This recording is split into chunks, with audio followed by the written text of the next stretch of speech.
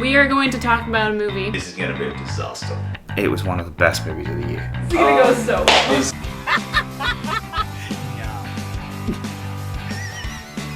Probably one of the last movies I would ever want to see in a theater.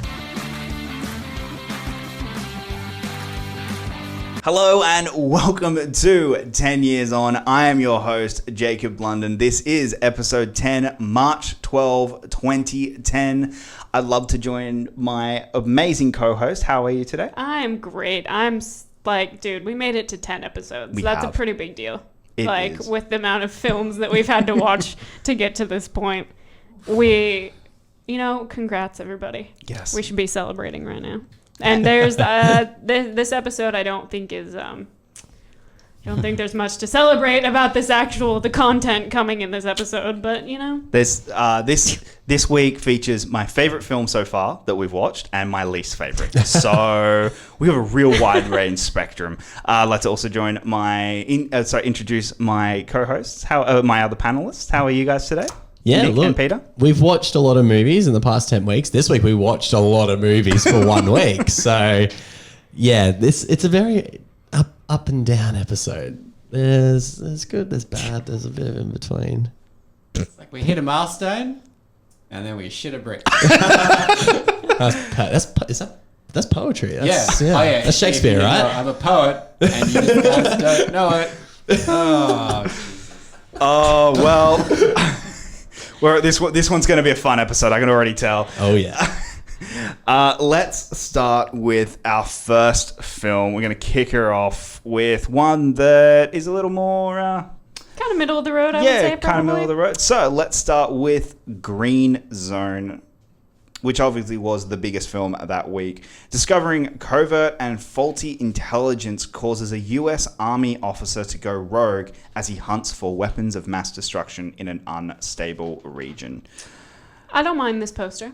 I don't either. No, it's selling you what you want to watch in the movie, and that's Matt Damon. Exactly.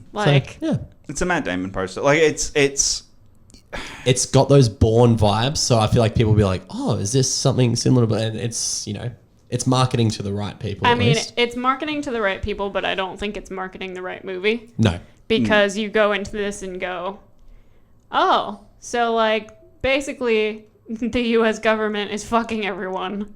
And Matt Damon is trying to reveal to the world that the US government is just no, we don't care that we were wrong. Just fuck it. We're just going to keep going.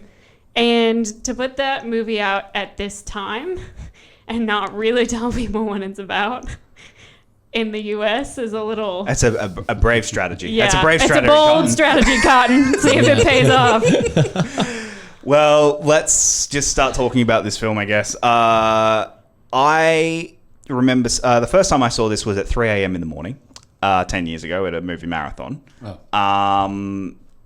Remember not loving it, thinking it was a little boring, a little slow, not the biggest fan of it. I really enjoyed it this time. I thought there's a lot that I really liked about it. Watching it again this time, obviously I'm not a 17-year-old teenager anymore. I've actually got, my tastes have evolved and I actually understand politics again. It's funny you say that because that's what I thought as well, because I felt like not necessarily that I'm smarter than I was 10 years ago. The track record is better than that. But I feel like I understand a bit more about what's at stake in this movie. I think that's the same deal. I remember being like, there's not enough action in this. And then I'm like, oh, there's actually a decent amount of action, but I like this sort of story, this political thriller. Yeah. And I think that's the other biggest thing that this film didn't sell was they sold it as Jason Bourne in the Iraq War, where it's not. It's basically it's a political thriller starring Matt Damon. Yeah. And that's what they needed to sell. But you're right. This film's ahead of its time, massively ahead of its time, and in terms of, hey, we're going to talk about the fact that America fucked up in terms of fucked up, but they went into a country that they really had no right to go into, based on a lie. Yeah. And this film says bad intel, and then just ignored it and just kept going and went, no, it's fine, and the fact that this film so willingly just that is basically the discovery of the film, is that, Matt Damon realizes the American government lied to him, and the fact that you're putting that into a film in 2010 is kind of a big deal. And it's about such a big thing too, because I remember how big the buzzword of weapons of mass destruction was. Like that's a huge element to be like also to basically open your film with that, to be like, oh yeah, there are no weapons of mass destruction here. And the first thing Matt Damon goes is, yes, something's wrong. It's not oh, we'll get the next one. Immediately in the film, you're like, oh, this is a US production that's shitting on the fact that this Iraq war was a bit of a sham. Like, you know, so it intrigued me straight away, this watch anyway. Well, and the other thing that really made it a movie that seemed like it wasn't afraid to just go there, especially at a time like this, is Matt Damon's character very much emphasizes the fact that, you know, clearly the people in charge in the CIA and in the US government don't care what the reason is that they're going to war. They're just trying to go to war. Yeah. And his character says, that's all that matters, is the reason you're sending us all Yeah. to war. Yeah. And that's a huge thing to try to explore in a movie, especially to an American audience, where it is very divided on how people feel about the military and the army and just our wars that we're involved in or not involved in or whatever.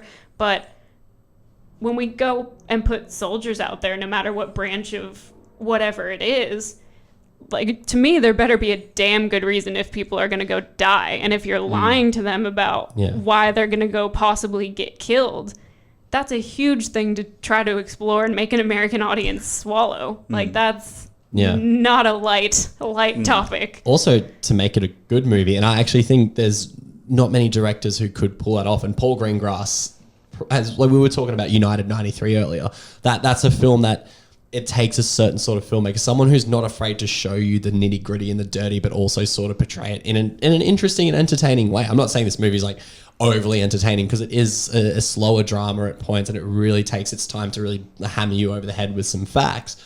But I think Paul Greengrass is such a master of dramatic tension while also having a frantic energy. A lot of that's his camera work. He's obviously famous for the shaky cam and pulling it off well. But the fact that we're in scenes where it's like, you know, Greg Kinnear is like being the evil genius of the, you know, the US government. So that's ultimately the character he's playing.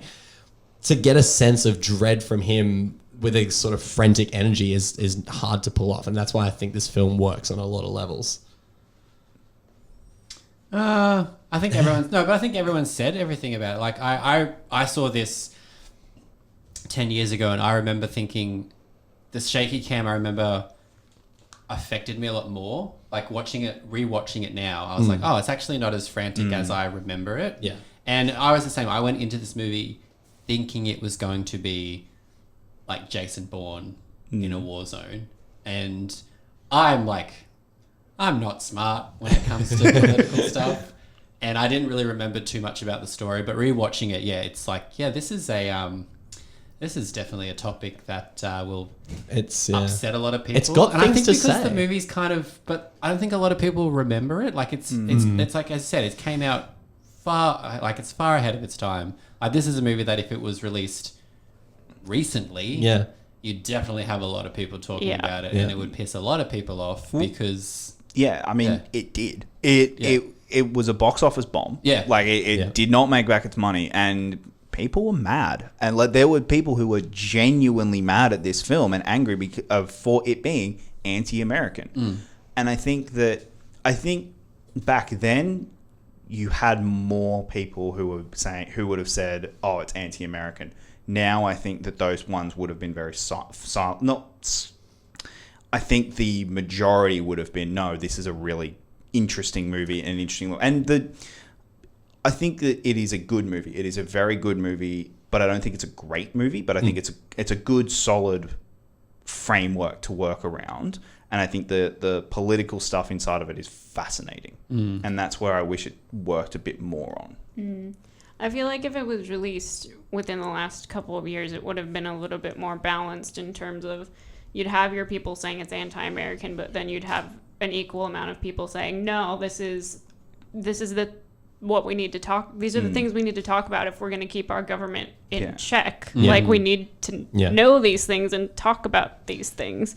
And there are people who are always going to say, questioning our government and questioning our military and our army and our armed forces and whatever is un-American, and you're always going to have those people that exist.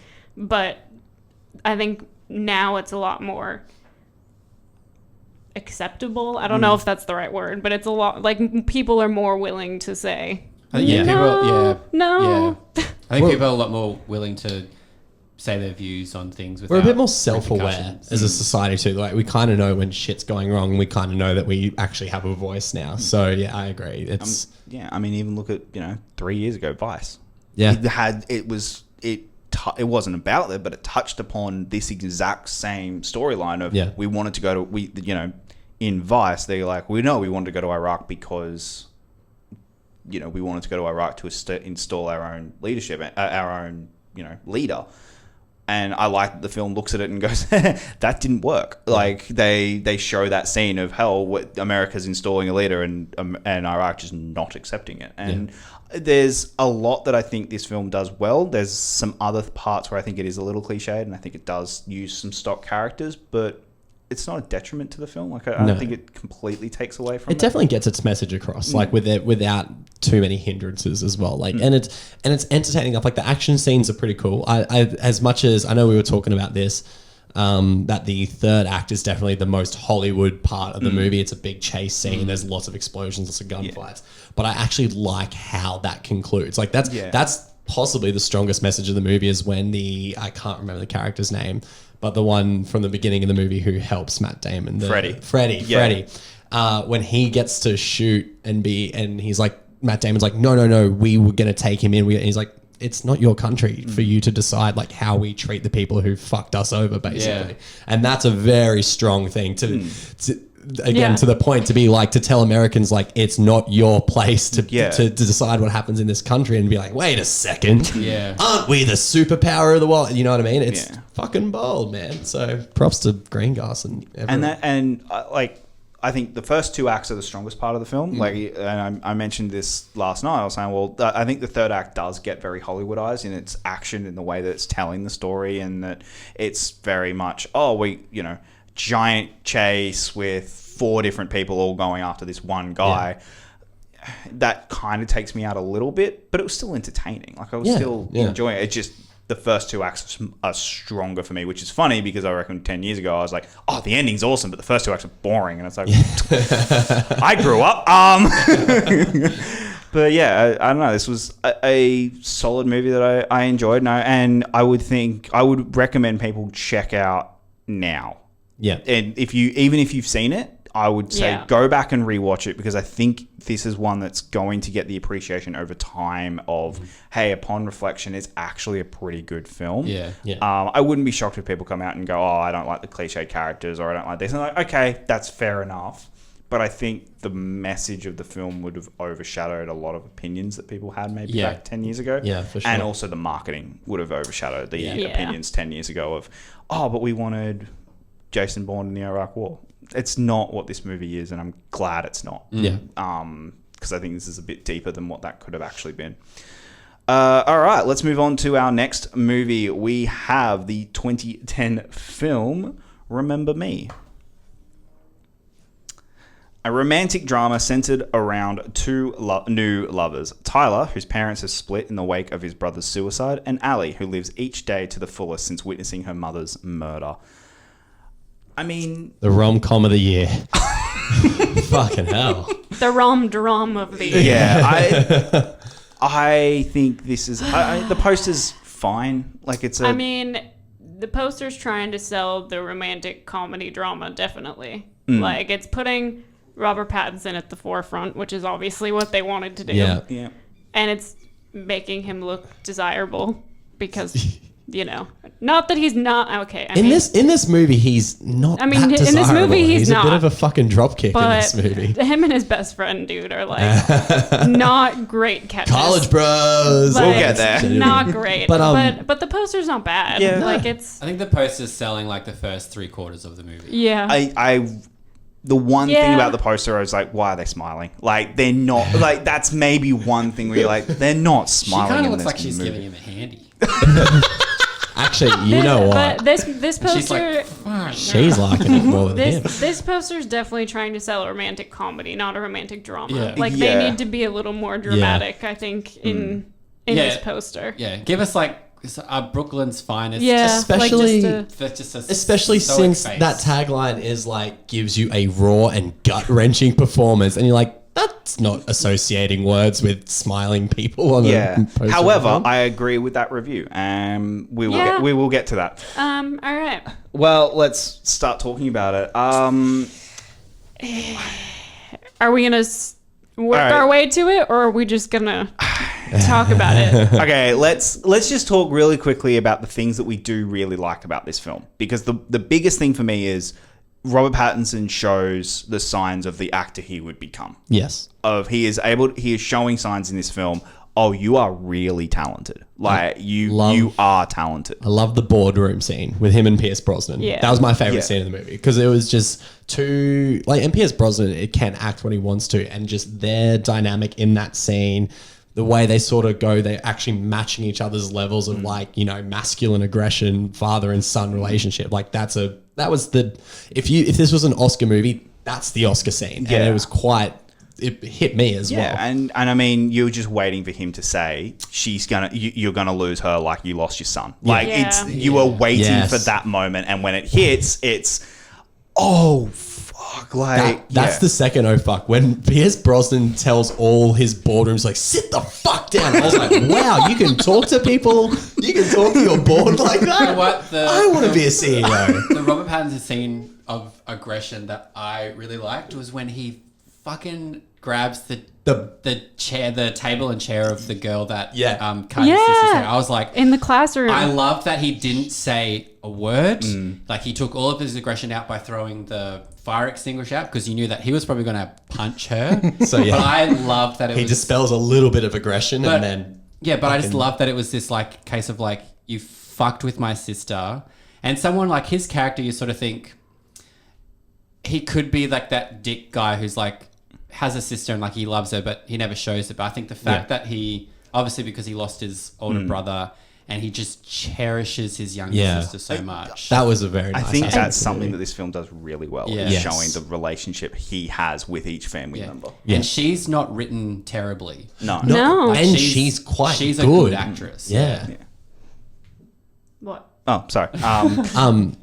And then when he moves the girl's desk, I was like, oh fuck, like you're allowed to do that too. Like this Wow. movie is showing me He all wasn't these. allowed Wow. because he did go. You to know jail what I for mean, it, but- I know that scene. I just was like, yeah, just like And when he's like really violent with the bicycle when he wants to ride the bike, like he has so much like, and that's a testament to Robert Pattinson. Like I don't necessarily think the movie wrote his character very well, but he did a lot of just nuanced things that I was like, I believe this guy's frustration at everything that's happened to him in his life. Yeah. I think this movie has a lot of good ideas, and it starts to execute a lot of them in terms of wanting to be this story about dealing with grief, and to these two individuals who are still dealing with grief, one who's been for a very long time and one who is somewhat more recently had to kind of face this, and just how people deal with it differently, and Yeah.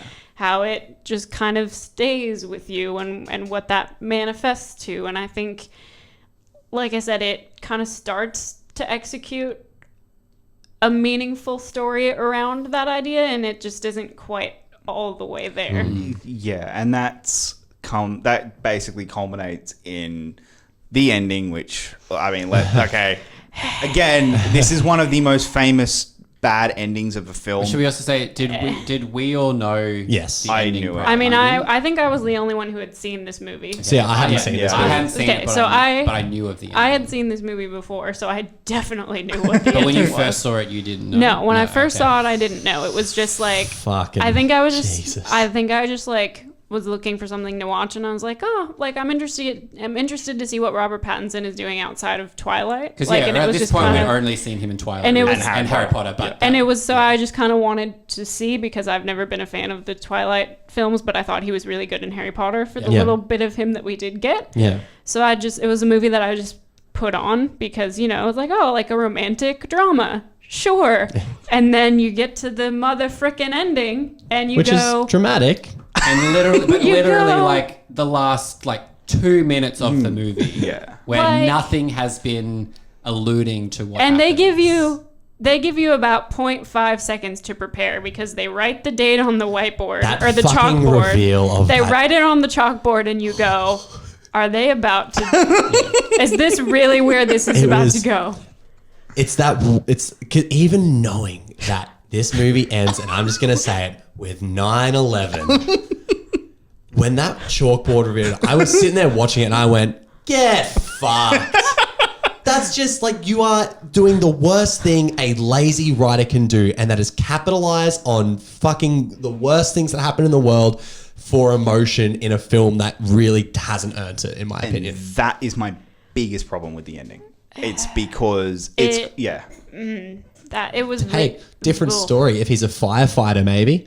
You know, if Maybe, he's yeah, like, there's like- different aspects you can take to get to that. But like, it's the shot pulling away from the towers. It's that other get fucked like that. It made me like I haven't even been affected by 9/11. I'm not an American. I was a kid, and even I was just like, and I can be an edgy fucking person with some of the shit I say. And even I was like, that's just doing it wrong. That's like that is so out of context. To me, it was clear. Okay, your ending. You wanted the ending of this film to be him dying. That was the ending, and it was probably him committing suicide. But they couldn't. They needed him to be in a happy place and also dying, and they didn't know how to do See, it. I almost would have been like, as tragic as it would have been, almost have him, what happened with the mother at the beginning. Yeah. Have him Yeah. be mugged and shot. Yeah. Like Like horrible- he's happy and then he ends up getting horrible shot or ending, but something. it's a case Yeah. of it's the mother and the daughter at the beginning, they're happy. That- she gets Yeah. mugged. That's a horrible horrible in terms of the way that she's looking at their faces, and they just know she's gonna Yeah. take us in. The doors open. I was like, and the way that movie starts, I went, oh, I'm in for something. Yeah. Like this. But I loved it. Yeah. Like I was watching it and I was like, wow, that's a bold opening. And I am so like, Yeah. you went there and I'm glad you did because Yeah. that movie opens incredibly. The directing is what kills this film. It's absolutely 100% the directing.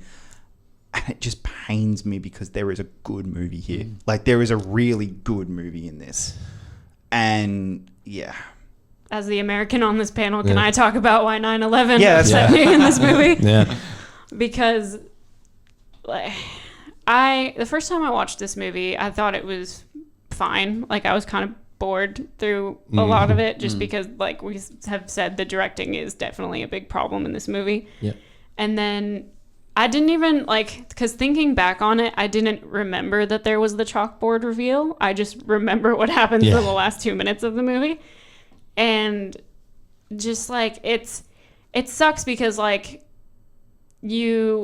when the camera pulls away and you see the towers, even without that date written on the chalkboard, you You would just- know what that means. Yeah. Like you just would.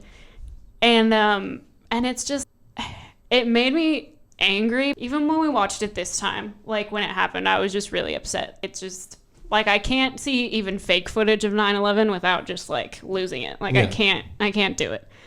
And so I just remember watching it the first time and just being really upset and going, I should be upset that he's dead.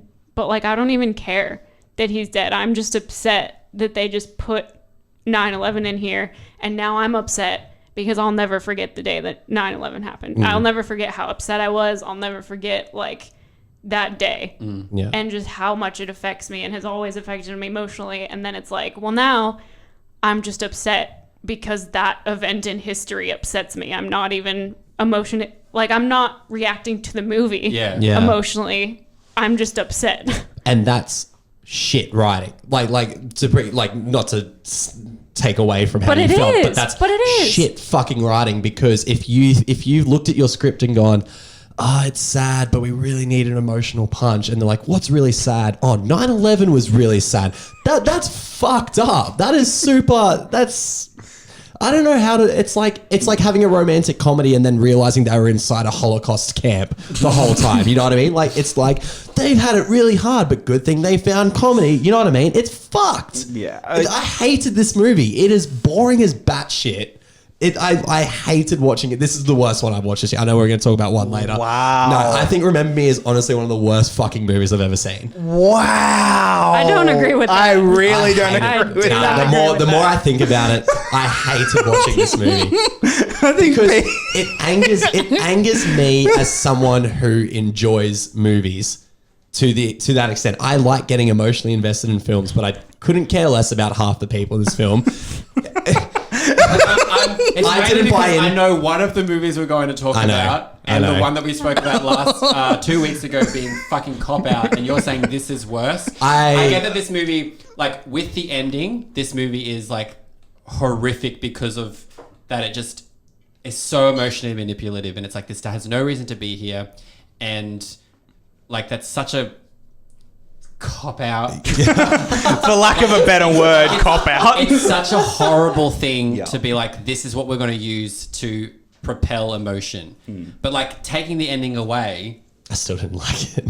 I think the movie, like, it's got good elements in it. Yeah. I agree. I think it, like I said, I think it wants to tell an interesting story about grief, but it doesn't understand Yeah. how to do that to a satisfying end. So they're like, oh, what can just make our viewers feel fucking unbearable grief by the end of this movie? yeah. Fucking 9/11. Yeah. So like with the ending, like, yes, absolutely a horrible decision and a bad move. Yeah. Without the ending, there is no way that this movie is fucking worse than Cop Out or what something we're about to talk about soon. Different strokes, different folks. But that's what I mean. I think that's why. So, you know, But I think. so fucking angry. But like I agree. I don't think I would be as upset and say what I'm saying if it wasn't for the ending. But I actually didn't like the movie leading up to that either. and It was so I wasn't invested. I didn't believe their romance that much. But that's just me. No, Like, I didn't. I Yeah, didn't believe actually, their like, romance. so if either. that's what you want me to get invested in before 9/11 happens, you did not do a good job of that And I either. like the way that she was written as like the you know, like, I have my dessert before dinner. Like, it's a bit like cliched. Like, she's the well, and she's wacky, the crazy and she's girl the living girl that every- like answers questions in class, and she's Yeah. like, It's like they've sort of done stereotypical, like, in terms of he's like the sullen one and she's all like living life to the fullest, and of course they're going to get together. But I think towards the end, I believe that they have a genuine attraction to each other. Like, obviously it starts under false pretenses, but very convenient false pretenses. Again, sorry, that whole I need to get that whole fucking false pretenses thing was bullshit. And Yeah. as soon as it was introduced, the one saving grace about as soon as it was introduced, it wasn't the friend getting jealous and revealing it. I was waiting for that. Actually, but can we Yeah. also just talk about how much of a fucknut the friend was? Because dude. I hated him. He was written so horribly. Get him out And then of when the he's movie. sitting on the train, he's like, "Oh, I've had sex with chicks in every continent." Oh, my- I was like, bullshit, Dude. Robert Pattinson can fuck every girl in different continents because Robert Pattinson has that. You know, He's Robert Pattinson. You know, but this guy, this weenie little fucktard, no. that was literally the first comment Jacob made about the whole movie. Was it when the best friend has been on screen for about 10 seconds? Jacob just goes, he's so I hate this annoying. guy. Yeah. Like, that was the first comment he made He about just, this like, entire talks movie. shit, and then when he's acting up to be like this big playboy, I'm like, nah, mate. Do you know what I think? I think the writer of the film is that guy almost in real life. Because it's not a well-written movie. It's like it's classic dude bro's like, you know what makes people sad? Tragedy. And then he adds it into the film, and then he's like, but also I fucked chicks in every continent. Also, she laughs along. She's like, oh, that's funny. Like, that's cool, dude. I'm so happy. He's a virgin, 100%. He's like the only people who've seen his penis as a woman was his mum when he was born. Like, fuck. I hate this movie. I fucking hated it.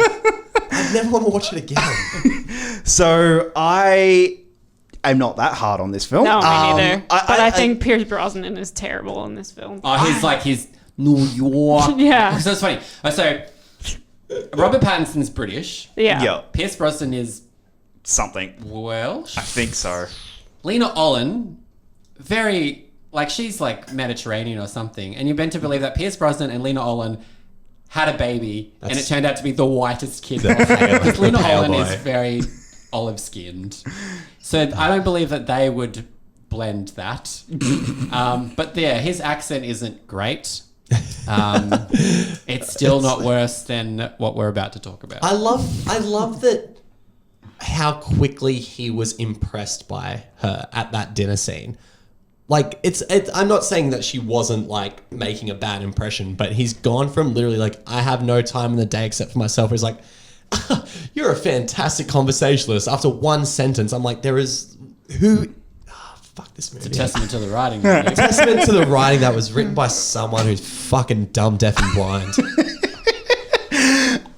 So we've got three so-sos and one worst film of the year so far. Watch Cop Out instead. Don't watch No. Cop Out instead. No.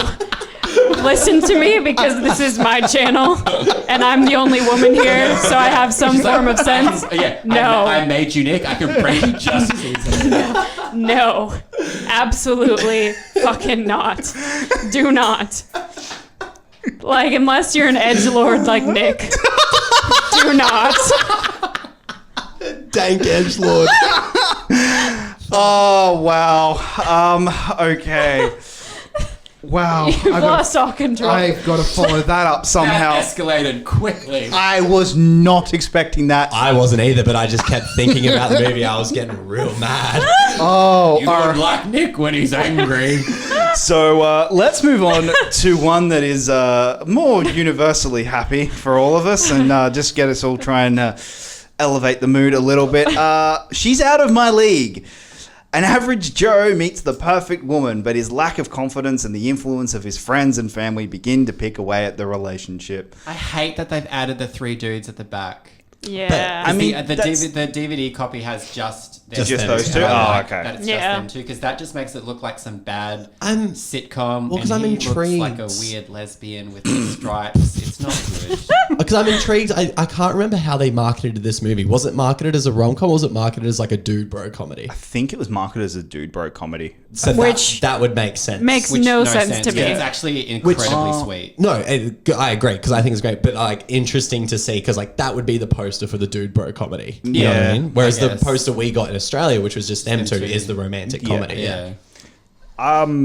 Okay, so yeah, quick poster talk. I mean, yeah, you're right. It's not a bad It's poster. not a bad poster. It's just, it depends on Yeah. which way they're trying to It market it. sells Yeah. what it is. He's photoshopped as fuck. Yeah. yeah. Oh, God, yeah.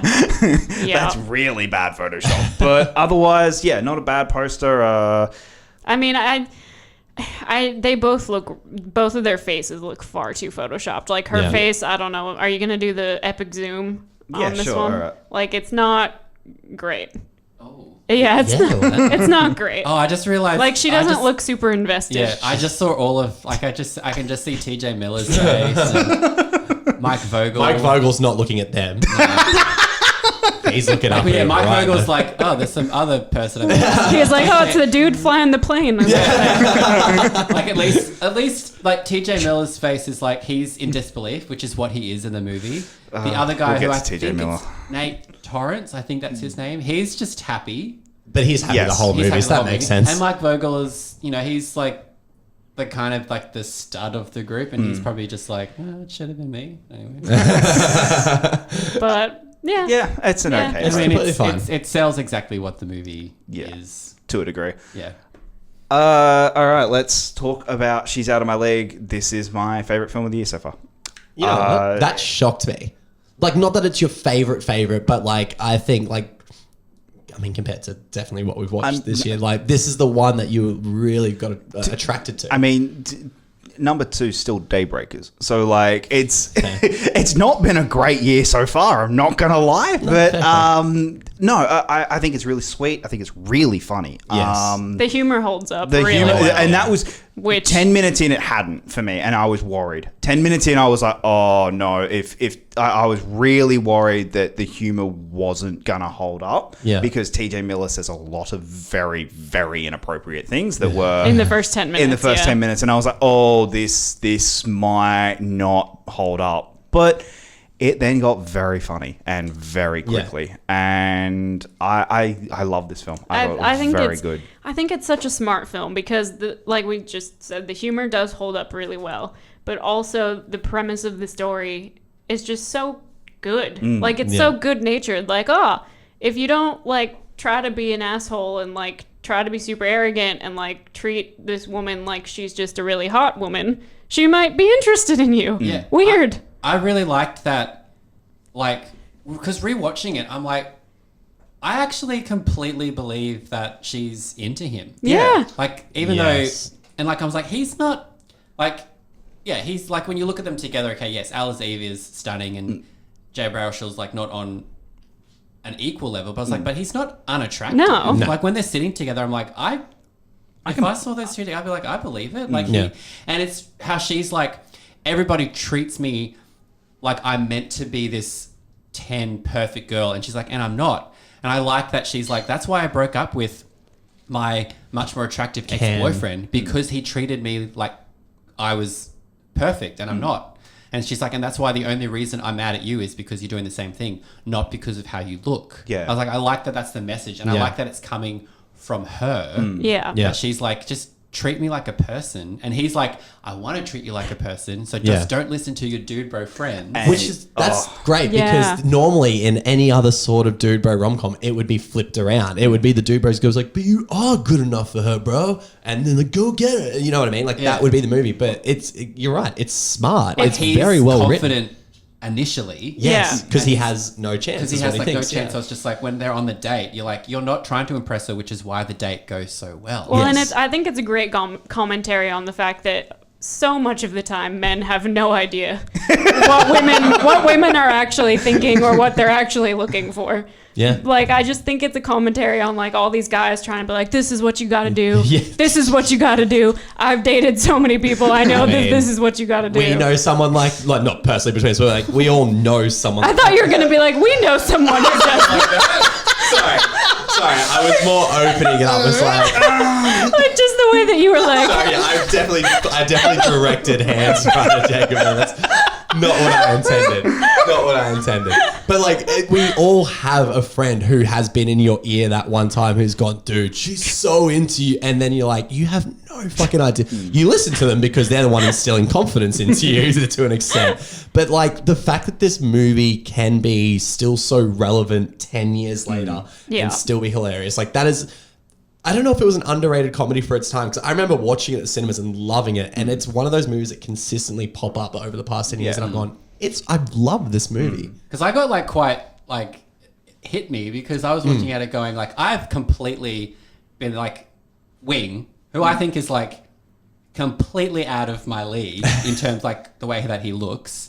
Like, For those who He's- don't know, Peter's boyfriend Wing is a chiseled Adonis. Like, he's so handsome. he's a good looking dude. and like I remember thinking like, oh, I can't fuck this up because I am never going to get someone better than Wing. Yeah. Like he's but it was one of those things where I'm like, I've just got to remember. Yeah.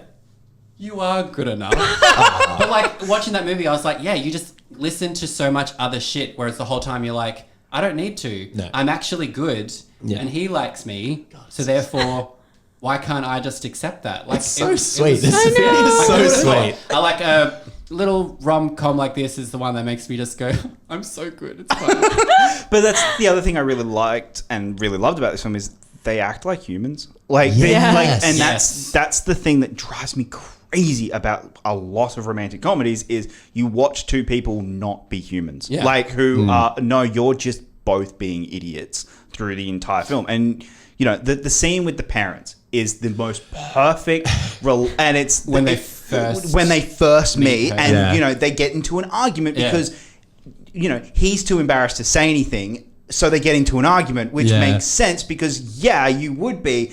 And it's just this so perfect. And then as soon as it's explained, oh, everything's all forgiven because it would be. Like, Yeah. it's just, you have two people act like adults and Yeah. act like human beings. Whereas in a cliched bad rom-com, that would happen. He would explain it and they'd still be in a fight for 10 minutes. Yeah. And Yeah. then that would be the you know, oh, we're so sad moment of the film, and then hey, they'll get back together at the last 10 minutes. Like, and like when he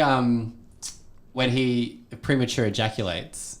Funny fucking scene, by the way. And gets like nervous and leaves. And like, okay, she would understandably be upset because she doesn't know he premature ejaculated and thinks he was just rude and left. And then when he explains it to her, and Kristen Ritter, who by the way, she's so who was good in this movie. fucking good. oh, in she is That- so so- funny. Go shit in your hand. That is the best line in any movie I've heard so far this But year. yeah, when she says like, no guy is gonna like Make that you know, up. make that up. No, It's yeah. like, but like people would say, like, if you were honest enough to say, I jizzed in my pants, and she's like, it's actually a massive compliment to you, and a friend going, no one's gonna make that up. Go after you. Yeah. Like that's exactly what what would happen? Yeah. Oh, I think one of my favorite lines is when TJ Miller's just like, oh, who brought the bad news bag? Give us some fucking honey. I tell you what, I know you're in the same boat with me, Taylor. Like, we do not like TJ Miller. I No. do not like No. him But either. in this film, there was a bearability because he was actually kind of funny. He had some funny one-liners. He was a supporting character, so I Yeah. didn't have to put up with him too much. But he definitely rounded out that group well. Yeah. I'm I really actually enjoyed his performance in this movie Yes. a lot. It didn't feel like I was watching our modern day TJ Miller where Yes. it's distracting and Yeah. you're like, I guess this is funny, but like Yeah. he acted like the stupid best friend would. Yes. Like Yeah. it just fit well with the it- story. I walked out afterwards. I was like, okay, that movie was effing amazing. I really loved it. I thought it was so good.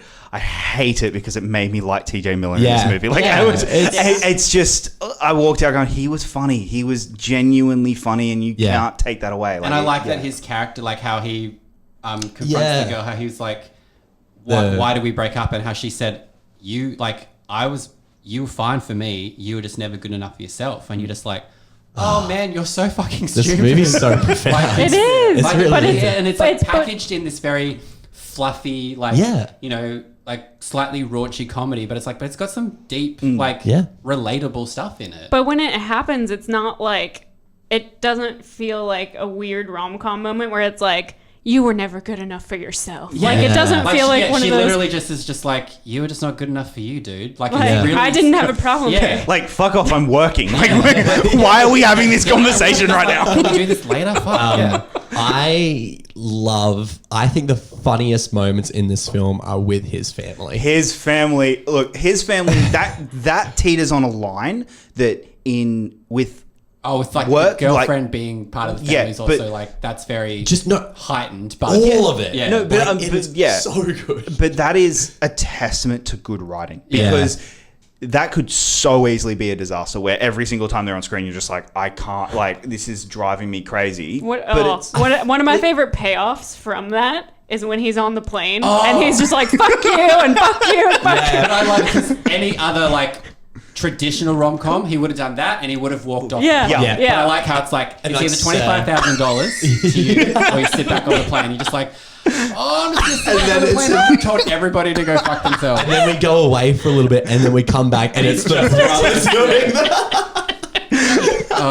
I love the scene. I feel like another really funny payoff is when she first is invited over for the family dinner, and they're like, "Yeah, come get in the pool." And she's like, "Yeah, underwear's fine." She's like, "Would be fine if I were wearing any," which is funny in itself because then the boy goes back underwater. It's great. But then it's when Marnie comes out and she- at dinner, and she's all dolled up, and she sits there, she's like, "I'm not wearing underwear either." And then everyone's just like, "Fuck's sake." Yeah, it's because it's like, because like Lindsay Sloane, she's not unattractive. No. She No, just plays but a it's very so funny. unattractive It's so character. funny. In, in that same Yeah. scene when she's like, I know how hard it is for us girls to, and the family's like, fuck off, us girl, what are you talking about? Yeah, you've never been like a beacon of, you know, like when she comes out and like opens with the bathing suit, like, oh yeah, and then Alice Eve walks in like a sundress and she's just like, oh. And it's funny too because you're right, she's not unattractive, but the way that she's able to play it Yeah. in this movie So is just funny. Yeah. so perfect because she's just like the punching bag of the entire family, And like essentially. how the pregnant wife, how he's like, she's like smoking hot, thanks babe, but she makes her look like a fucking babe. Like, oh, it's like so many little It lines. feels like a real family Yeah. though. It does. That's Like- why They're it's not, so yeah, good. they're not like if you like, you're going to talk shit to your family in front of company, you're going to be like, we probably shouldn't, but it happens. It just, yeah. And this movie just shows that, like, and then also Alice Eve is like, I'm completely cool with this. Yeah. Like, it goes to show that it's just- she's invested in But this. that's the thing I love so much about this movie is that those moments, it never falls into trope. It Yeah. never falls into Yeah. those moments of, oh, I'm awkward and uncomfortable, and oh, you just, and you know, him blowing up the film. You made her uncomfortable and awkward, and Yeah. now I've got to deal. It's like, no, she loves it, and Yeah. I really, really love that about this film. Like, yeah, when she There's says just- yeah. how much money she makes, and they're all just like, "Fuck you!" The wedding, that the is wedding, a yeah. genuine reaction. If someone was like, "Oh yeah, I'll make like 50 grand off this," you'd be like, "Get fucked." I love their wedding as well. It's like we're going full NASCAR. It's gonna be real classy, right? Oh God, I love this movie. I Yeah. do too. Yeah, It's this so this good. a great movie. I Like- think all of us are definitely high recommending. High recommend. Yes, I like recommend. this was my first time watching it. Oh, so, wow, okay. So I was like super stoked after. Yeah. I was like, yes, yes, everything has paid off to this point now. Like I'm so happy. To this point. Yeah, to this point, and then it'll reset until we get another good one. We're a while away. Actually, no, we're only a couple of weeks away from How to Train Your Dragon. Thank Oh, God. thank God. But Oh God. yeah, no. Just want to say, like, another scene that I absolutely loved, and the thing that I loved it, but I also hated it, was that opening scene with when she's at the airport, like first gets to the airport, everyone's, like, fawning over yeah, like everyone's fawning over it, and that was the bit that made me go, oh, this is not aged well, and Yeah. then it didn't go back to that humor. No. And that's what I liked, is that they It just never did it to establish the story that it was telling, and Yeah, then that the- she like everyone's gonna like because he come later on like Jay Baruchel's character is just like you probably think everybody gets their doors open or everyone gets free shit because you've lived in like the hot girl bubble. Yeah. Like I like that it was sort of explaining that she's gonna be able to get to places because of how she looks. But then again, her character isn't conceited about it. Like she No. is completely aware of that sort of stuff. Yeah. And yeah, it's just stuff like that I really That- did like. And That line from TJ Miller is great where he's like, New York, the big city. And she's like, Big Apple. He's like, Big Apple City. I did love that bit. I love the scene with where they're all at the bowling alley and they're Yeah. talking about how super fucking complicated this points system actually is in their heads, and they're like -1 for the car. What about your car? I'm an artist, so it's Yeah. expected that. It's So like exempted. so I'm exempted from that. And it's like minus a point for this and plus a point for this, and it's just like But so. then they double down on the comedy with the guys bowling next to them. And he's Oh, like, I love how fucking, TJ Meller's like Ser- bowl and just like throws the ball. sorry, I was fucking with your peripherals. Like, it's so funny. Oh, God, I love this. I'm going And to then watch it. anything Kristen Ritter says. is Oh, just, when like, she on the answers plane. when she answers the phone with TJ Miller calling, and she's like, "Did you call me because you're like you're like into me now?" And like, and they're just like having this weird like. And he's like, no, and she's like, oh, okay. Are you a fucking plane doctor? No, shut the fuck up.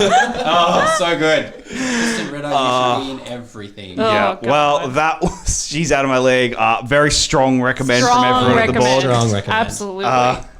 So we just reached the highest of highs. That was our. That is my #1 film so far of the year. It is my absolute favorite. I could watch it over and over again. Let's go to the low. Go to a real low. Let's go to the real low. We are, of course, talking about Our Family Wedding. Oh, fuck off. The weeks leading up to a young couple's wedding are comic and stressful, especially as their respective fathers try to lay their long-standing feud to rest. Long-standing? They're long-standing? You mean, They so, literally meet like 3 days before the wedding. no, the long-standing feud of the parking ticket in which they meet 4 hours later at dinner. The long-standing feud. So quick poster talk. Forrest Whitaker is not attempting to pull his son No. away. Also, like, no offense to Forrest Whitaker, but he looks like a chiseled god in that photo. Yeah, like, there's he's not definitely- the Forrest Whitaker that we... God. Big- No. The puffy cheeks. Okay, can we just like zoom in on the father's face though, Which on the other father? side? The other one? Yeah. Carlos. There, there you go. That's problematic. Yes, it is. Yes, it is. God. I At think- least like America Ferrera and Lance Gross at least look like Yeah. they're in that photo. Yeah. I'll together. say this about Lance Gross. That's the most acting he did was in this poster. There's This, more emotion in uh, his face in a still photo than he did in movie. 900 minutes of movie. Yeah. All right. Let's. That's. Yeah. Yep. That's the It's poster. not a great poster. It's not. Not a great It's not a poster. great anything. No. I It's fucking hated this movie. Like I fucking hated this movie so much. like Oh. yeah. This movie was god awful terrible. Like just genuinely terrible. There is one person who can act well in this movie, and that is Regina King, and she's in about 10 minutes of it. Yeah. So Yeah. there's that it has going for it, I guess. Peter just looks defeated. You know what? I've You know what? Yes, I know. My soul has also been defeated by this movie. The one thing I want to say that I think after like Peter and I were messaging about this that has angered me the most about this movie is the very, very, very impractical everything about the bathroom in the dad's house. It was yeah. Like we are genuinely stressed out about this bathroom. there's carpet. There's carpet on his bathroom floor. The tap. Can we just point out as well, just, I know we're going to jump ahead a bit, but for context, out of the two things in that scene you could be angry about, the goat that's on Viagra and humping everything was not the worst thing in that scene. No. This is the first time when the dad's using it. Like, oh, the water doesn't work. And the Oh, no, sink the is water like does flooding work. the bathroom And then he Don't even floods remember. it. Yeah, and then he's like using a bucket to pour it in this other sink that's not an automatic sink. Water off. And then the water turns off and you're like, well then... I don't remember this. And then the like medicine cabinet behind him is just opening and I closing. remember the and, medicine like, cabinet. Like... Yeah, and at the same time the bathroom's flooding and he's trying to use a bucket and like. And then the bathroom floods and then he walks out and sorry. there's like... And all he has is I was a- like, Forrest Whitaker didn't do this, and then I was like, no, it's He the has other like a dad, little so, bit yeah. of water on him, but in the bathroom he gets like a lot of water, and all he does is use like a Forbes magazine to cover it. that then Forrest Whitaker tries to take off him. him. Like, and it's like. Give me back my Forbes. That's my subscription. like So the moment I realized exactly what this movie was going to be. I realized it about a half a second before you, and I just looked to see what your reaction was going to be. And then I messaged you and you're like, that's the scene. So go ahead and lay it out So- for us. Basically, you get a good. It's about 5, maybe 10 minutes of introducing all these characters. And I'm not gonna lie about that. I knew the humor wasn't great, but I was like, this is lighthearted. Like I was like sort of on board-ish for the first 10 minutes. I didn't hate it yet. Yes, that was the thing. me as well. I was okay. I was pretty hateful for that. I was like, this isn't funny, but it's not. I'm not actively hating it. It was okay. I can definitely go do other stuff. Like Yes. that was the mood Yes. that it set me because I ended up rearranging my Blu-rays. That was what I a did good while way, yeah. watching this movie. I hung out washing, yeah. I definitely was doing household chores while watching this movie. So, and it was like, oh, okay, cool. I think that's why you two actually watched it. And Yeah. I think that's why you two are so angry. Yeah. And suddenly, like, so you're introduced to all these characters, and then they get to the dinner. And as soon as they sat down, because I didn't realize it was both sets of parents meeting at the dinner. Like if they'd said that earlier, or if I heard it as paying attention, I probably would have realized. But and then when he went, oh, I invited my dad, and I went, oh, fuck off. Like I literally just went fuck off to the screen. And as soon as Forrest Whitaker turned up, I went, I hate this movie, and that is what got me to hate. Do you know this what movie. sucks about it? Is that it doesn't change from that premise at all No. for 100 minutes. As soon as that happened, I went, oh, I know exactly what's going to happen through every single second of this film, and it's going to be unfunny for the rest of it. The dads just spend the entire movie like finding ways to be mad at each other for stupid things. Like, and it's not even interesting things. No. Like they're just like causing a scene and being mad at each other throughout this entire movie. The first one they do, I called it the racial stereotype banter off, which is they Yeah. just were literally just throwing racial stereotype slurs at each I'm other. I'm not your brother, cuz. I'm not your cuz, hombre. Like, for fuck's sake. Yeah, and I was just like, this is peak comedy. This movie is racist as fuck. Like it is The whole thing. hardcore Literally the whole thing. racist. Yeah. Like- It's just like we'll take every like African American and Mexican stereotype and just like Just shove it in there. throw it at you. Dude, It's it was all bad, but the one scene for me where I was just like, I don't know if I could do this anymore, is when the grandma faints, when the black fiance walks in and the Mexican grandma just faints Because when she looks at apparently him. in 2010, Like- blacks and Mexicans have never met before. Like, it was just, I was like, oh, we're really just full on. Do you feel like it was one of those things where they were like, the progressive part of this movie is having a young mixed race couple, I guess, and it's like, but do you know what's funny about mixed race couples is how old and dated their parents are. Like, that's not funny. No. In this, Not like, No. like It's really like it's I mean, sad and upsetting. Yeah. the You're like, one. oh, you've got a daughter and a son who you clearly love, and they found someone that they love, but because you're just so because you gave me a parking ticket earlier today, I'm gonna fuck up And your like- love life. see, I feel like I knew that both sets of parents are going to be at the dinner. Like I feel like they. I'm not gonna mentioned lie, it. they probably do, They and do. I just missed it. That's why I said I knew it was coming Yeah. before you did, so I was waiting for But you then, to figure like, out. I messaged you guys. I was like, I literally like forgot that they met. Like that's how this movie is memorable in terms of just how bad it is. But like storyline wise, I was literally like, oh, Forrest Whitaker and Carlos Mencia have just had this big fucking stereotype off with Yeah, each other about a the car. banter. And then I knew that, oh, that's her dad and that's his dad.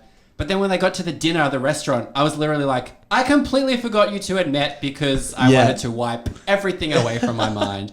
So then when they're at dinner, you're like, oh, hilarity will ensue. Also- but it doesn't. At the dinner, the sister pronounces gnocchi gnocchi.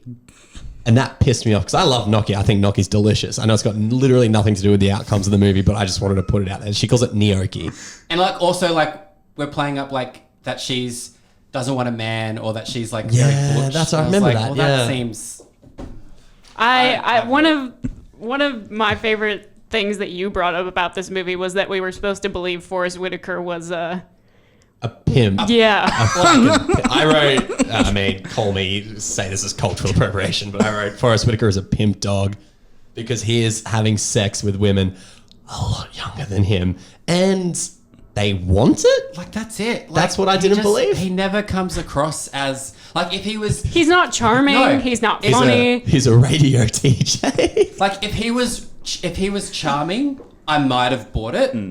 But he's not charming. He's a dick. He's a And then, fucking douchebag. So Regina King wanting him, I was like, Yeah. girl, you can do so much better. Yeah, you know, she can do better because she's a lawyer and he's a radio DJ. And also, Like, she is jacked up in Dude. Like, Oh, Regina yeah. King's always had like Yeah. insanely toned arms. No, In this she's movie, I was definitely, like, yeah.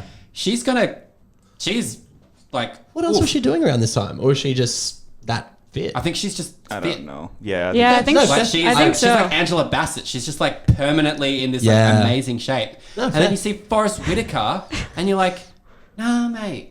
Didn't we just talk about and she's out of my league? I'm kidding. I'm trying to fucking, I'm just bringing it back but to we're the saying circle. in She's Out of My League, it works if they're like If they're nice and like charming and like If Forrest they're Whitaker, good people, he's yeah. not a nice character.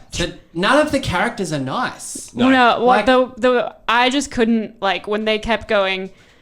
All right, our marriage, your wedding. I was like, fuck off. I mean, I If you believe want- that to an extent. I believe that as a mantra to an Yeah, extent, but it's like don't there's base your no movie way off that the husband and the bride and groom have nothing. They have no say in the way Like, that that's anything is No, like, absolutely. where they're like, okay, they can fight their cultural war of what kind of because wedding they're that we're gonna paying have. for it. And when, Like, and when America Ferrera is Yeah, I like, forgot that, how yeah. about we just like elope? I'm like, end this movie and yeah, elope. just do it. Just The save, directed by Rick Famuyiwa. the smartest thing. save for your this guys, whole movie. save yourselves all the stress Yeah. of dealing with this crap and just like, And so they're organizing the whole wedding in like 3 days, aren't they? Isn't that? I don't even know what the Like, timeline yeah, of this I think movie it's is like. 3 days. weeks. I think it's 3 weeks, and Oh, that's okay. the joke. And that's the quote unquote joke. Because he has is like that- 3 yeah. weeks until he goes Oh, to so Laos. Yeah. To Las Vegas, Las Vegas. Los Angeles. I forgot about that. Holy Oh, I hated this movie. I Christ. really One hated one this I want to movie. bring up 2 scenes. One is the restaurant scene with them telling him why marriage is just with the Oh. Porte Diggs. Oh, Like beautiful, beautiful velvety Tay Diggs, who is one of the few men that can wear a pink sweater I vest know. and get away with They it. put him in a pink He sweater is vest in this movie. He's so beautiful. And then he rocked up and I was like, Tay Diggs got called into this? And I was like, and I literally was like, this Eddie Murphy looking motherfucker. And he's literally Eddie Murphy's it's brother. Charlie Murphy. And that was an upside for me because I'm a big fan of Dave Chappelle, Charlie Murphy thing. No. And I was like, oh, Charlie Murphy. But no, That scene he just was where there was not- no point to that entire Yeah, scene. Exactly right. Like- Because when I saw him, I was like, "Oh, this movie just got mildly better," and then nothing happened. I was like, "No, I was misinformed." They brought Tay I Diggs really like in Charlie Murphy. for one scene and didn't do anything with his like. Anything. And he's not even credited. Oh my god! Like That's he's like, and hilarious. he's and in the Wikipedia page, he's uncredited, but they have him as whipped Greg because he's like whipped by his girlfriend, and like, no, I didn't do the girlfriend voice. Like we've done He- whole SNL skits on you know that. what that Like, means? It's not funny. He did this movie as a favor. Fuck! What a shit favor to pull. That's awful. What was the So other? the other one is scene? kind of like a two-part thing. Yeah. It's where they're in the car and all of a sudden they decide they're not going to get married. Oh, yeah. And then, which like he is not great in that scene at all, at all. But then you get to the point where she goes to tell like her parents, and it's just like they're so shocked. They're like so shocked that all Yeah. this fucking chaos that they Yeah. that like. That's not going to put a strain on Yeah. anything. And the scene where like her dad is like, I can't believe you'd never mention him to me. Like we talk all the time, and then she just looks at him. I'm like, oh, please tell him. Please just say to his face, do you see what you guys have done since I've brought him home? Yeah. Maybe that's why I didn't mention that I was dating it. Like just the way that it's not even a little bit self-aware and won't admit it at No. any point that At like no it just point. has no. There's no point where she ever resolves anything No. with them, really. Like, it's just not. Because it still baffles me as a romantic comedy trope that when it's like, oh, I'm introducing my fiance to my parents for the first time. I will never It still understand that. baffles me because It's- I'm like, Nah. like you've been dating. I just don't understand how you don't introduce your parents. So at least be like, this is my boyfriend, this is my girlfriend, but not like, no, we're getting married in like Yeah. a few weeks, and this is the first time you're gonna meet, so naturally everything's gonna go wrong. No, Like, this is the first time you're going to hear that I have a boy- like- partner. Partner, Yeah, who we are now baffles engaged. me. It's fucking this fucking movie. This movie. So I just looked it up because you were asking what did Regina King do. Yeah. But so between the years 2008 and 2013, she worked on one film. And it was that was this. this. It was this. She was doing TV then. Not even TV. Wow, she was just- has nothing credited between Had a 2008 sabbatical, and hey? 2013. Thank God she's back, by the way, because Yes. she's incredible. But She might be in Knives Out too. But, like, it's just, like, this movie just takes, like, all of the bad cliches and does them horribly. And it's Yeah. just, like... And it's just... It's so cringy to watch because it is just, like... a racist movie, the whole movie, where it's just uncomfortable. Like, it's not even a funny comedy about the families not getting along. Yeah. It's like this like they didn't like realize that they were racist or something, and now all of a Yeah. sudden Like it's that's like it. It's like it's not even acknowledging that what they're doing is wrong. Like they No. just think it's funny, and like we've seen movies where the families don't get along. Yeah. Like we've seen this. It can be done. Like even if you wanted to just go like generic down the middle, at least we would have gotten maybe a couple of giggles out. Like Yeah. there was not one moment that I cracked a smile in this. Maybe when Tay Diggs came on screen, I was just like, oh, hey, that it's was Tay it. Diggs. Fuck. Yeah. Oh fuck this movie. Now, this movie had 3 writers. Let's not forget. I believe they were all male. Shock. Shock, because that's my next point is that they definitely we're talking about the sister and how she's like, I don't need no man and stuff.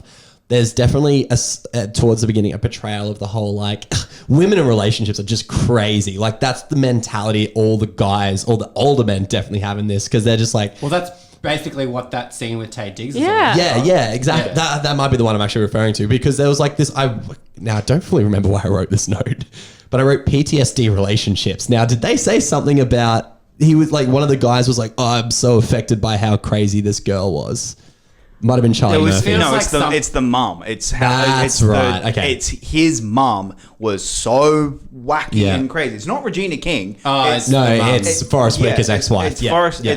She was so crazy and wacky That's and out right. there that she ruined. But they're like him playing for that everything. like it's like such a serious detriment to like his character. Like he's like, oh, you know, I wouldn't And, be so jaded now if it wasn't for this crazy woman. I understand that like there are relationships with trust issues and things out there, but I do not believe that the woman who was supposedly married to Taye Diggs in this movie would be acting in a way where he doesn't answer, Yeah. and then it's like where they'd be able to go and she's gonna call him now. yeah. Like Yeah, what? yeah. And then like 5, 4. Yeah, like- So then you go. So the end of the joke is that he answers the phone after 5 seconds. Like that's the joke because. Let's not forget, 3 people wrote this joke, and one of them. Do we know what these 3 people are like? What else? they've done? I'm terrified to tell you because I We just looked it know up. exactly what one of them have worked on. It's Rick Famuyiwa, who's famous for doing Dope, Oh yeah. who's also just directed a few episodes of The Mandalorian. Yep. He's a fantastic director. Oh, so he wrote this as well. He Yeah. wrote and directed this. Okay, I knew that he directed it. Dope, I know we briefly discussed before. I really like Dope. I think Dope is a very interesting and unique, take on how they tell the story in the movie. And I remember being like, I want to watch out for more of what this guy does. I never Although to be backpedaled. fair, Dope came out after this. Yes. did come out so after Dope this, came out so- in 2015. Yeah. And then when his name popped up on The Mandalorian on some pretty good episodes, we were like, oh, wow, we were talking about it. We've given him the genius tier. Yep. I don't know why I've never really associated this on his IMDb page. And when this came up that Rick Famuyiwa directed this film, I went, oh no, this is not, like, we all start out with some bad movies, but like, we don't start out with bad movies like this bad. But this wasn't the start. Yeah, like, like, this was about this is 3 or 4 That's in. the and saddest that's the part. Like you almost think, was this like a? Was it like a studio? Like if he wasn't a writer, I would give a lot I more. suppose he did actually, yeah, he that's did the thing. contribute to I that. would have given a lot of forgiveness like Yeah. as a Kevin Smith director. cop-out Like situation. And I don't it's- blame Kevin Smith for cop out. I blame the writing for cop out. Yeah. I don't know if I can have the same level of forgiveness. Simply for because this. it doesn't look like the way it's credited. It doesn't look like it was like Rick came on and did a rewrite. Like it looked like it was 3 people who wrote the script together. and one of them is working on on Falcon and the Winter Soldier. Look. I'm going to move on from this because this is now man. just going to hurt. So that. Oh, sorry, and I do just want to mention the scene where it literally lost me, and I was like, "I'm done." Like, this is the closest I have come to. This is the closest I've come to just turning a movie off, and that was a goat takes Viagra. And humps everything. Well, the goat doesn't voluntarily. The goat doesn't go It sitting climbs around the into bathroom. that stupid Stupid fucking bathroom. and because water just magically comes out of the faucet when you don't do anything, and it eats Viagra, which is apparently another funny joke because Forrest Whitaker needs to take Viagra and then slip into Magnum condoms. Yeah. Oh, we haven't perpetuated black stereotypes in that. Oh, Lord. But also, Viagra, I'm not a scientist.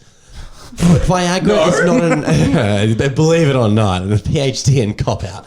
I feel like that's going to be the running joke for the whole year. I'm going to say I love a movie and everyone's going to go, no, you like cop-out, so you don't have an opinion. Like, all right, Dr. Cop out over Dr. there. Cop-Out.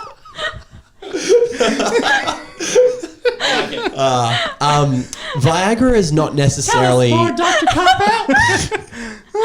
Tussle my hair, Dr. Cop-Out! Well, we're talking about Dr. Viagra, Dr. Cop-Out, Dr. Cock-Out. Viagra is not an aphrodisiac. It doesn't necessarily make you horny. It just allows blood flow to help you get an erection. The erection itself isn't the hormones that are making you horny. you. So why is the goat humping? If it was a goat with a boner, that would make more sense. Not necessarily be funny, it would just make more sense. Now, I'm not trying to search for meaning and I sense in think this they movie. probably thought, oh, if a goat humps people, it will be funny. Yeah, and you know what? Wrong road to take, but yeah, the science just doesn't match up for me. And that's your weekly scientific fact from Dr. Cop Out. I will Tune in bring, next week for more of Dr. Cop Out's tips. I'll have a science fact for every movie from now on. So Patreon. a very, very, very, very, very solid recommend from all of us for our yeah. family wedding. yeah. God. Want to see Especially- Tay Diggs in a beautiful pink sweater vest? Then just Google image it.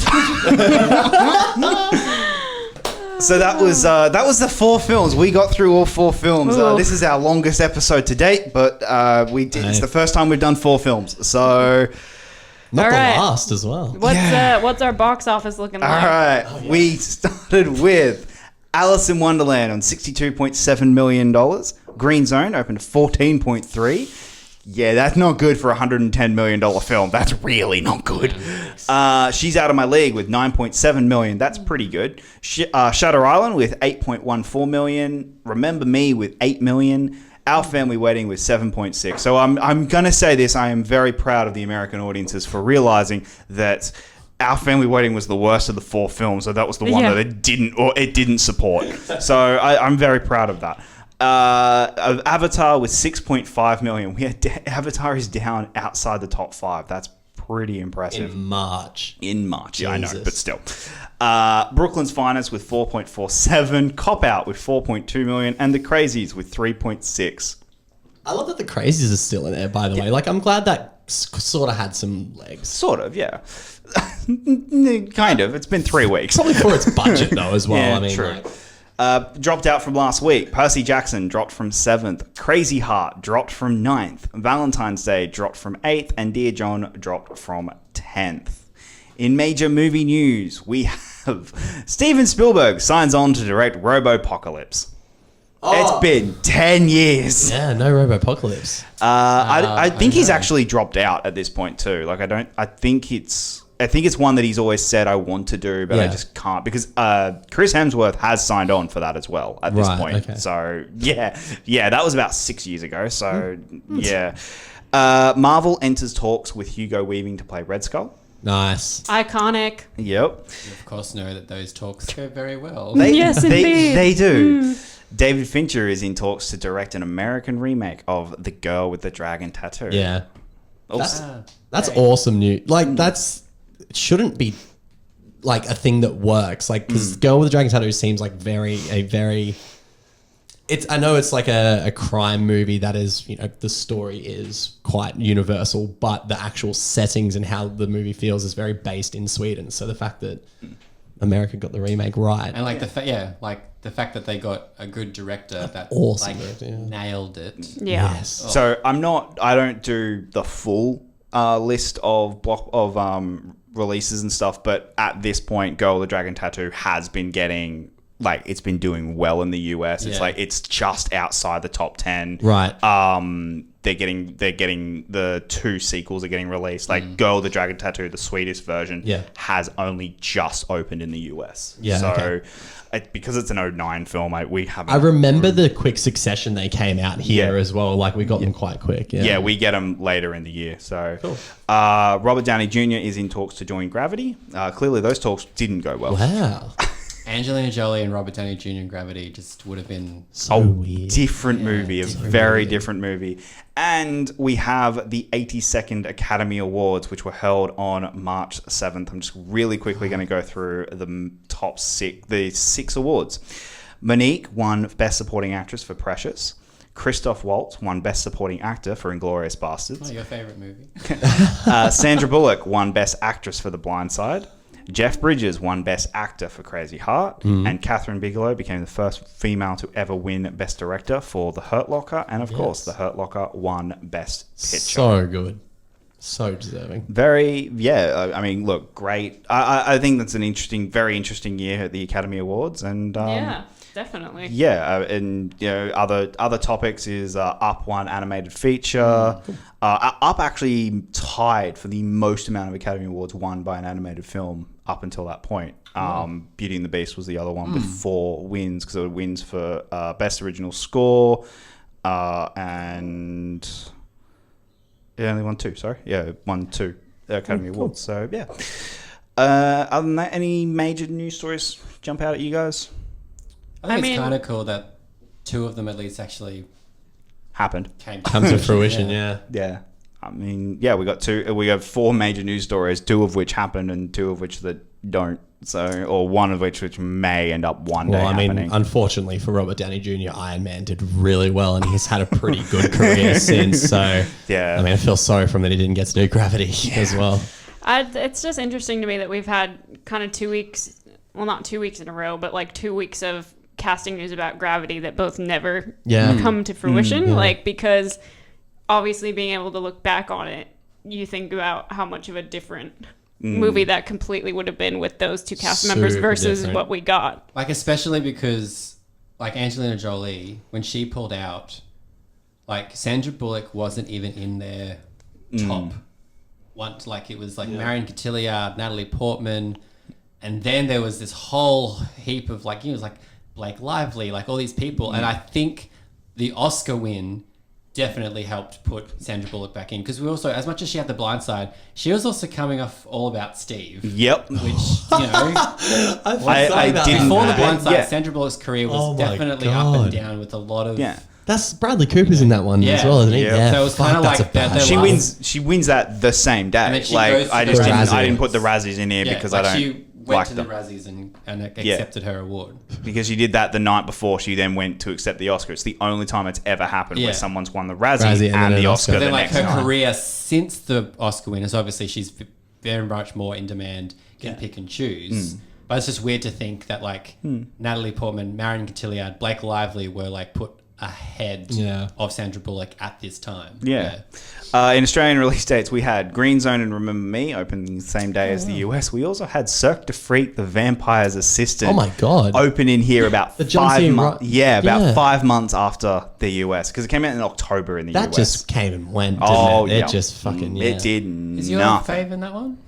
My fave. Yeah. Is that Nicolas Cage? No. No, John C. it's Reilly. John C. Reilly. Ah, and I think Salma Hayek.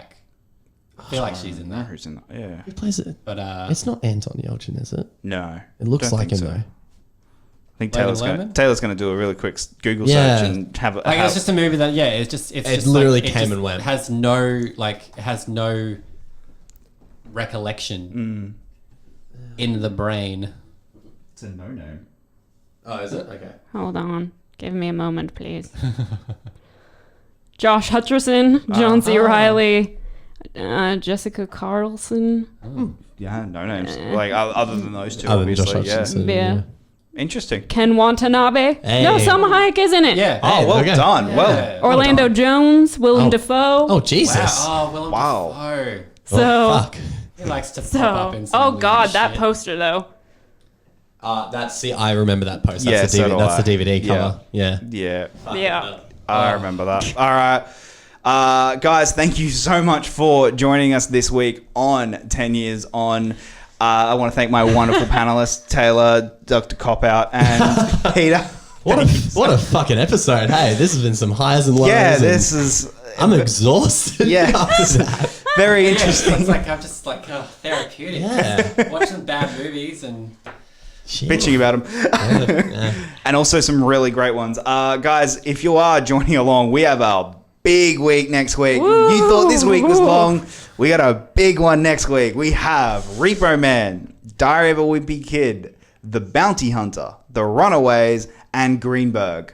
All coming out next week that we're going to talk about right here on 10 Weeks. I might need to edit it in an intermission next week. Like I might need to have like a Press pause here. We'll have a therapist waiting outside just for a 10-minute debrief. you're a doctor. I am a doctor, actually. Dr. Cop Out. Come talk to me about all your needs. That's never gonna leave. I hope you realize that. I'm okay with that. Okay. Well, guys, thank you so much. And until next time, my name's been Jacob London. Take care.